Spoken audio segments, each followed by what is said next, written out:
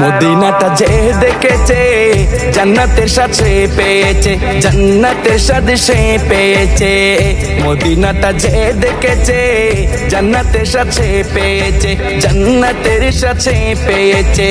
সে পাবে না শেষ বিচারে, সে পাবে না শেষ বিচারে পাপের খেসারত।